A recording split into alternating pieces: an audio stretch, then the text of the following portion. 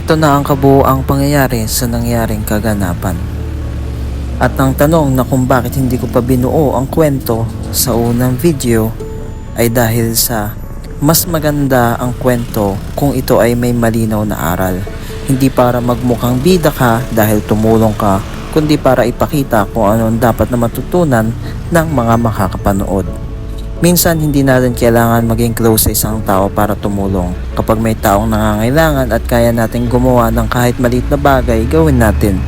Hindi lahat ng kabutihan kailangang i-record, pero kung may pagkakataon kang ipakita ito, sana ang makuha ng makakapanood ay hindi ang galing niya, kundi pwede rin pala akong tumulong. Sa kabuuan ng kwentong ito, nakumpirma natin na ang taong nakahiga sa kalsada o sa gilid ng kalsada ay siyang tunay na nakainom, lasing na at wala nang naitirang pang-uwi. Maraming salamat sa isang tropa na huminto at tinanong kung ano ang kalagayan niya. Mapalad din tayo dahil merong isang traffic enforcer na lumapit at tinignan kung ano ang nangyayari. Dito may mga ibang tao na rin o bystanders na lumalapit upang tignan kung kamusta si kuya, kung okay pa ba siya. At unang tanong ko sa ating traffic enforcer is may radyo ba siya upang makatawag ng kundi mang ambulansya ay barangay. Kinuha ko ang kanyang bag upang maghanap ng ID at makita kung may mapagkakakilanlan ang ating kuyang nakahiga sa kalsada. Ngunit ang lahat ng laman ng bag niya ay puro gamit na panggawa sa construction. Maswerte nga kami sa pangyayaring to dahil biglang may dumating na ambulansya. Dito tinignan siya, sinuri siya, kinausap siya, kinamusta siya. Tinignan siyang maigi at ang assessment ng ating rescuer at verdict ay okay naman siya. Ibig sabihin, lasing lang talaga siya.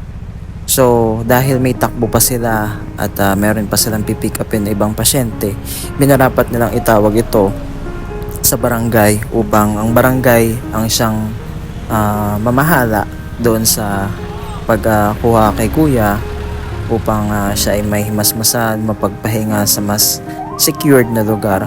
At dito maraming salamat sa ating traffic enforcer syempre na nag-assist at siya ang may iwan dito at magbabantay kay kuya hanggang sa dumating ang ating mga barangay officials. So dito isang paalala lang mga pre na kung magiinom, huwag isagad, magtira ng pang-uwi. At para naman sa mga kaibigan na kasama nating mag-inom, ay kung maaari, gawin natin yung ating responsibilidad na kasama ka sa kasiyahan, ihatid nyo. I-make sure nyo naman na yung kasama nyo, kaibigan nyo, na kainuman nyo, ay makakauwi na ligtas at maayos. Hindi yung basta-basta na lang sasalampak sa kalsada. So, ayun lang. Itong araw na to is August 18, around 10 a.m. in the morning. So, umupa na yung baha dyan. Maging mapanuri, mapagmatsyag, at tumulong kung kaya. At mag-iingat kayong palagi lahat. Salamat mga pre. This is your one only Mr. Brady. Ride safe, keep safe, drive safe. Ingat ang lahat.